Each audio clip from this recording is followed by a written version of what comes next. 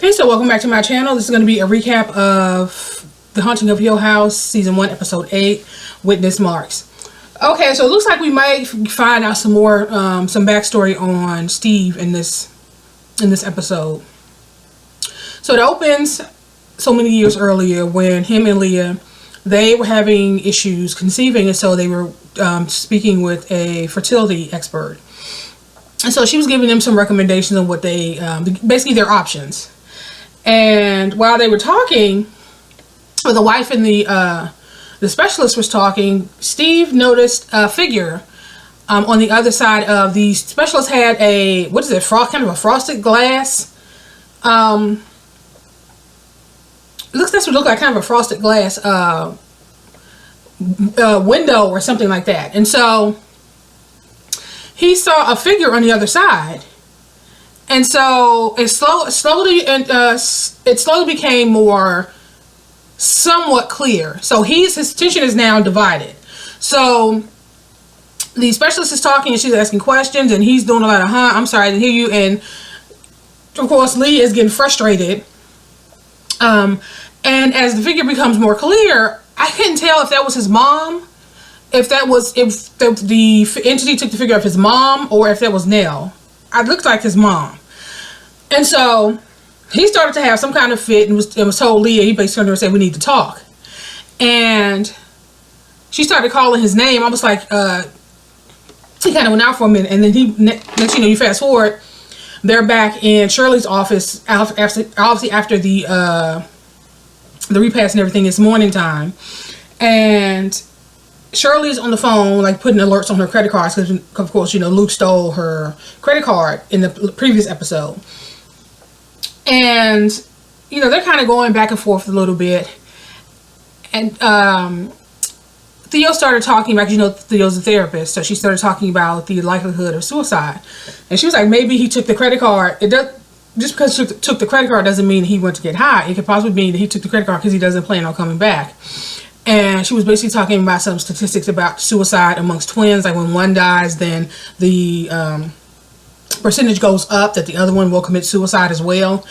And the whole thing. And so they basically started going over his usual stomping grounds. And Steve decided he was going to go and see if he can find Luke. And of course the dad was like, I'll come with you. And if Steve was like, no, I'll just deal with it. And so they walk ahead, and Theo basically asked the dad, so we're not going to tell them what we saw? And Dad was like, they ain't ready to believe that. Even with everything that they've seen, still, I don't think Steve is ready to believe. He's not.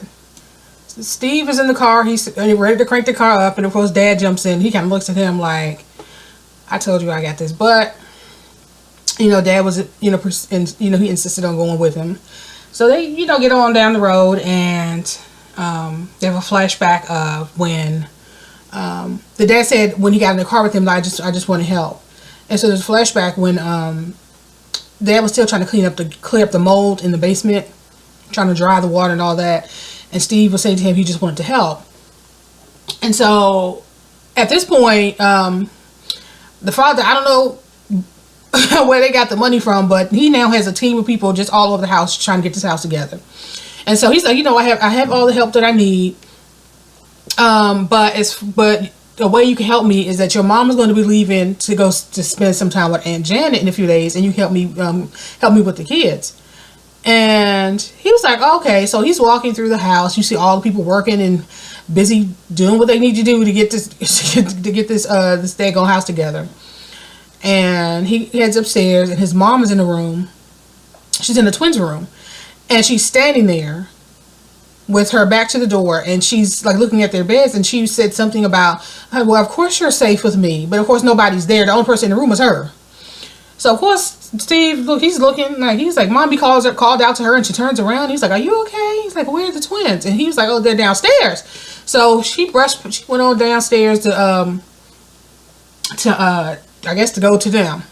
And so the next thing you see is him in the room playing a video game. And I'm thinking like, oh my God, when I think back on the graphics of the video games, the Atari and Nintendos and the TV, I'm like, oh Lord, it was one of those old TVs that had two knobs. And I think that you had the set the top one on 0 before the bottom knob, the bottom ones would work. It was just, I saw that TV, I was like, oh my goodness. So he was playing his little video games. And we flash back to them in the car. So they're on the way there. And so the dad, you know, started asking him about Leah, because he saw, you know, he wasn't close enough to hear the conversation, but by their body language and the way Leah walked away, he knew that there's a problem there. So he kind of asked him about it. And of course, Steve felt like, okay, how dare you? You don't have a right to ask me about anything that has to do with my life. And so, being the father, he was like, okay, you know, I just thought you guys were having issues, and I'm just a father basically inquiring about my son's life. And, you know, Steve was just offended by it. And he said, you know, he started talking about him and Olivia, Steve's mom. And he was saying, he said that they had some problems. And this was when Steve was, like, he was still a baby, like 1 year old, and they separated. And you can see on Steve's face that he was shocked. He said, I bet you never knew that. He never knew that. And basically the father's like, I was being an asshole. And after a couple of weeks, I realized what an idiot I had been, and I went back, and she I knocked on the door, and she opened the door, and she just hugged me and put you in my arms. And, you know, I could tell that I was forgiven by her, you know, her eyes, by just the look in her eyes, and it was business as usual. And then Shirley came, and then they were just always, that's just who they were. And he said that we weren't perfect, but we were always kind. And when we fought, we always fought in love. And like there was never any malice. He was trying to explain to him that, you know, there was always a kindness. There was never any malice. And even when we fought, we knew that we loved each other. And I forget what he the phrase he used, but you fight with love. I think that's what he said. You fight with love. And I hope it's just the most amazing thing. And I hope that you experience that one day. And, you know, I just wanted to say that, and, you know, whatever's going on with you and Leah, if you can, do whatever you can to fix it. You know what I'm saying? That's all, you know, that's all I wanted to say. And so it was a really kind of touching moment, kind of father and son, even though Steve, he has some harsh feelings towards his father, and as they all do, and with good reason. Like I said, you know, at this point we still don't know. At this point, he's the only person that knows what happened in that house, happened to their mom. So, so they're justified in their anger and frustration with him, but at the same time, you can tell that everything that he's done because he does love them. He does care about them, and he's always tried to protect them. But of course, you know, they don't see it that way. And so you kind of see both sides. So it was a really touching moment, father-son moment. And so Kevin's getting the girls ready, his daughter and his son, together to take them trick-or-treating. And while they're, you know, putting on their costumes or whatever, he goes over to Shirley, like, can we talk when I get back? And she's like, well, how are we going to do that? You'll be back at the hotel. And he's like, okay. So as they were walking out, she was like, turn the light off on the porch, because I just don't feel like trick-or-treaters tonight. So he did. And so she was sitting down, having her little glass of wine, looking at the house, trying to figure out how she's going to put it back together. The doorbell rings. She gets up. Of course, nobody is there. Nobody that she could see now. You know, when you open the door, you know, you might let something in that you don't realize you didn't let in. But so she left a bowl of candy on the porch, so they wouldn't even have to ring the doorbell. They could just take the candy. If some children just happened to, you know, to come up to the house. But yeah, so she goes back in to do what she was doing. Okay, so Dad and Steve were in the car, and Dad was like, well, maybe we should try the hospitals again. And of course, Steve was like, what are you going to do, report a junkie or something, he said. And the Dad was like, you know, he's your brother, and, you know, he's 60 days, he's a good guy, you know, he just has a problem, and he's your brother. And Steve was like, those two things are mutually exclusive. He could be my brother, but he's also a junkie. And then he started talking about their mom. And he was like, okay, the dad was like, okay, here we go again. He said, no, when he was saying that, the dad was saying that, you know, he's, regardless of what's going on, he's still my son, and I just can't bear to lose another child. And you know, when you have children, you'll understand. And Steve was like, I'm never having children. And the father was like, well, that's a shame, because the children were the best things you children were the best things that ever happened to me. He was like, you mean we were the best things that ever happened to Aunt Janet, because she raised us. And so he's like, oh, here we go. Well, he said, well, what do you want me to say? And of course, the father was like, well, you know, everything I've done was to protect you. And he said, well, Steve was like, I saw the police report. Her head was caved in, and she had a bruise on the back of her head from being slammed against the wall, and she had a sprained ankle, and she was she was bruised from head to toe, and then she threw herself off the staircase. Her skull was crushed. And, you know, the father was saying, well, you know, basically was referencing the house. He was like, it wasn't the house, it was mental illness. It's everything that Steve chalks everything up to, is the mental illness. It was mental illness, and she was sick, and she was abandoned. You left her in that house. You took us out of there. You left her in that house, and the one person that should have taken care of her failed her, and And of course, the dad was like, you know, I understand, you know, how you feel, and I love her. I still love her, and I miss her too. And I did what I felt I needed to do to protect you guys. And so, that was basically them going. You know, that was just the gist of it. It's like, there's not a whole lot else he could say. I mean, obviously they want him to go into more detail about what you know, what happened when he went back to the house, but it sounds like Steve has a good grasp on what happened in the house. It's just that he just don't want to believe that the house had anything to do with it, or not necessarily the house, but the entities in the house, that there was evil in the house. That still resides there, basically. So then we flash to Steve and Mrs. Dudley. While Steve was in the toy room, he found this little, I don't know, it's not an armoire, the little chest of drawers that has the one drawer, almost like a vanity. That's what it kind of reminds you of. And, you know, he wanted to paint it and make it look real pretty for his mom. And so Mrs. Dudley was like, well, you know, he was asking Mrs. Dudley if she knew where he can get some paint so he can paint it.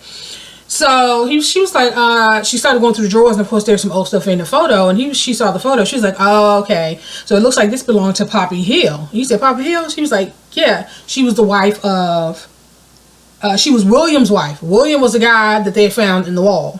The old guy with the cane that Luke saw that night. He said basically they were both mentally ill, and they were sent to, I guess, this private hospital. And she was like, that's where rich people would send their children, basically so that so they wouldn't embarrass the family, the whole thing. Like, it's this dirty little secret. So Poppy and William met at this hospital, and yeah, they just had a lot of issues. And so she was like, you know, if you want to paint this for your mom, if you want to keep it a secret, because he wanted to surprise her with it. He said, you probably shouldn't paint this in your room.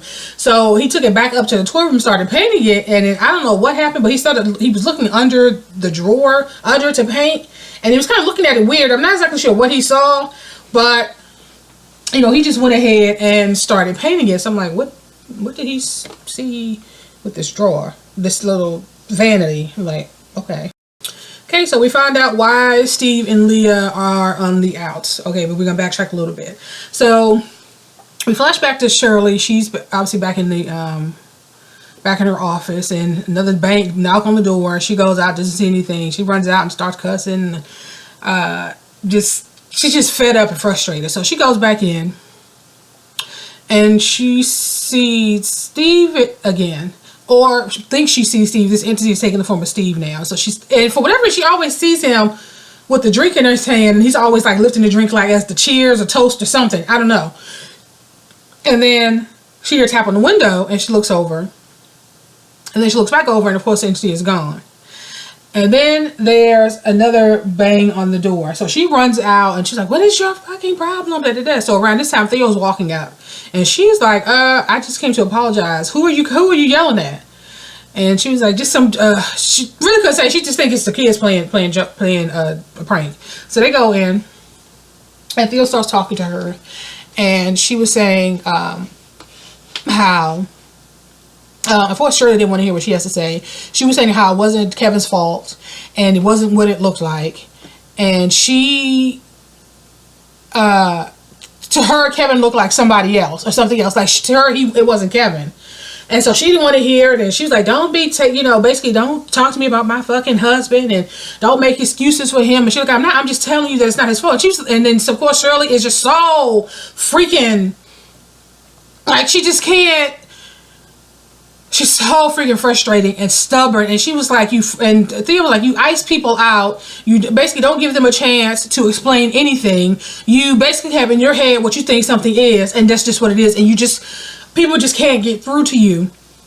And she was like, well, it doesn't matter because I want you out of my house, my guest house. She was like, Shirley, I've been here. We've all been trying to uphold this idea of yourself that you think that you're some fucking perfect person, and you're not. And she was like, and the reason I stayed here was basically to be of help to you. And she was like, Shirley, I'm a fucking doctor. I can afford to buy my own house. I can afford to leave. So leaving is not an issue for me. I'm not like strapped. I think she said I'm not some bohemian crazy person or something. She said, like, I don't have to be here. I'm only trying to tell you not to blame Kevin because it's not his fault.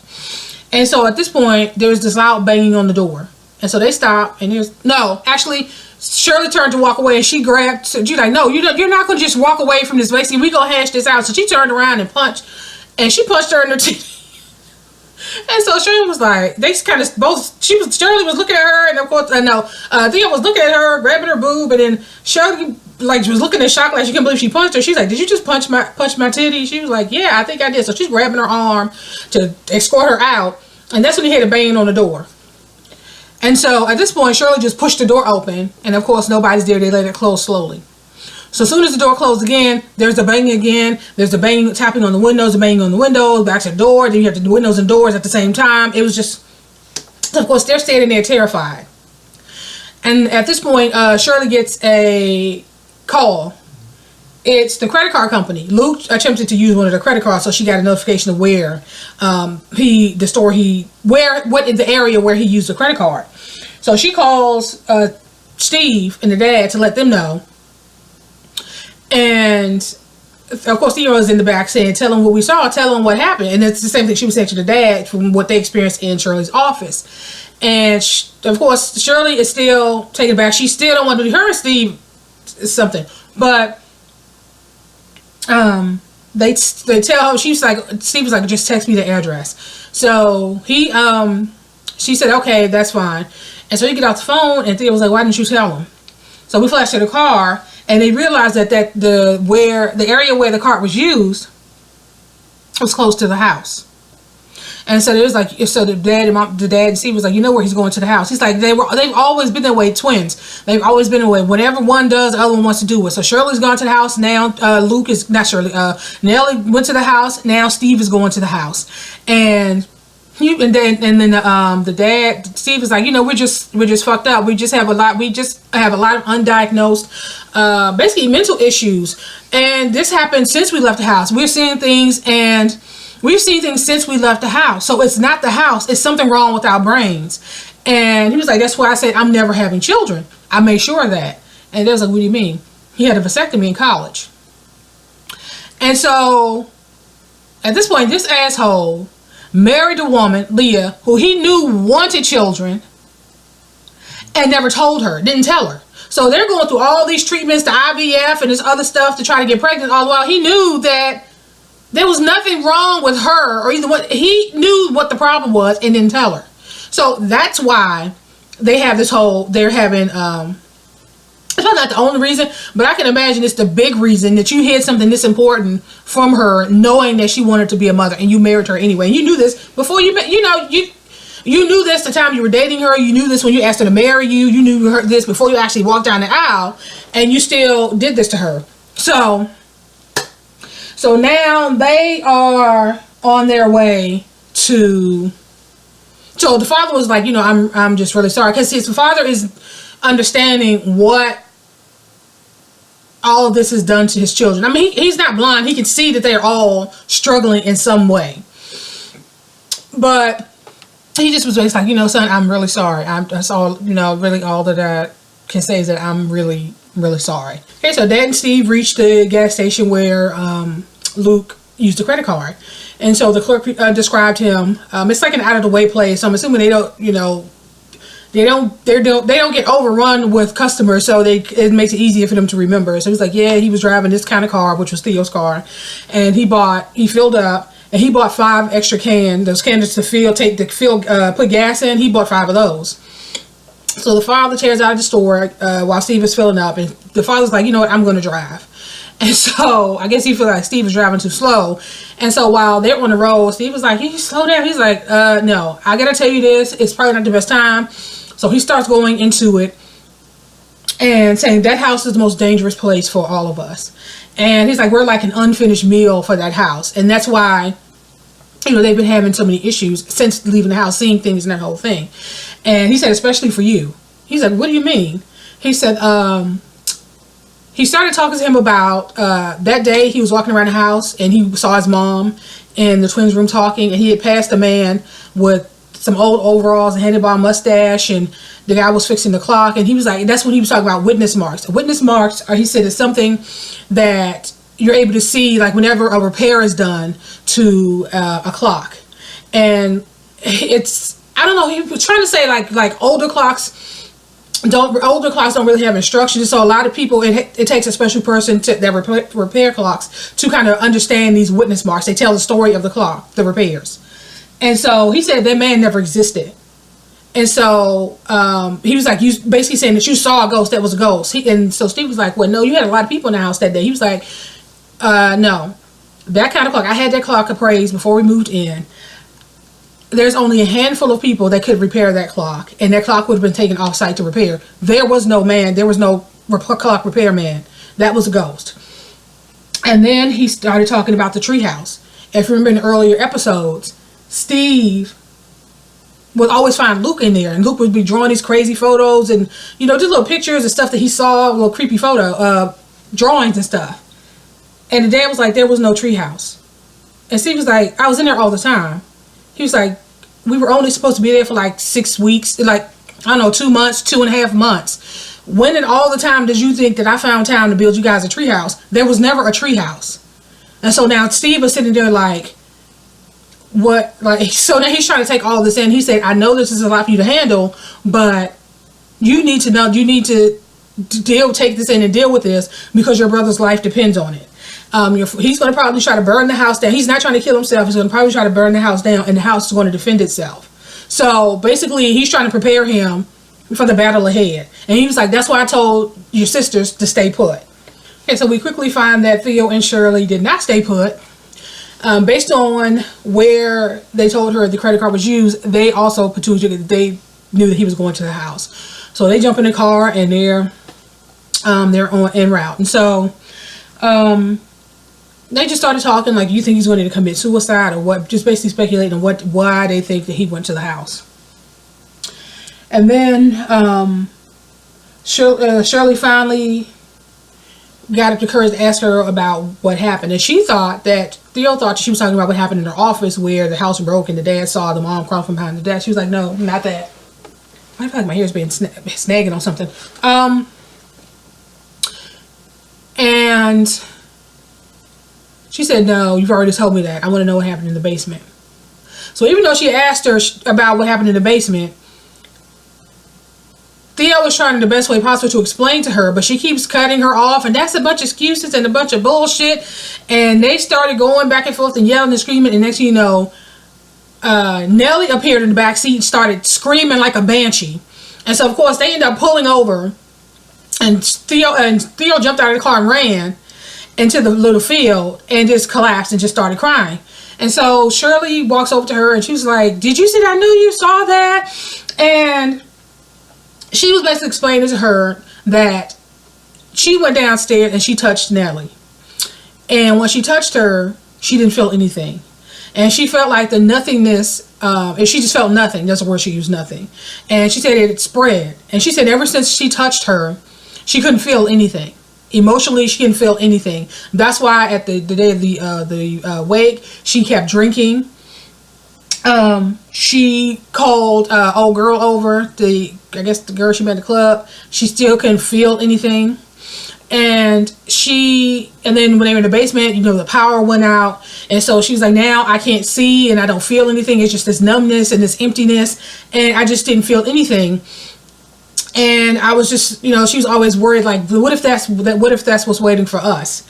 It's just emptiness and nothingness, and alone. And she just poured her heart out. Like, so when we were in the basement and the lights finally came back on, I just touched him. I didn't see him. Like, she didn't see Kevin. It could have been anybody, is basically what she was trying to say. I just wanted to touch someone. And she was like, I didn't see him. It wasn't what you thought it was. I did not see him. She kept saying, I didn't see him. I didn't see him. Basically, it could have been anybody. It could have been you. It could have been Kevin. It could have been Dad. It could have been anybody and down there with me.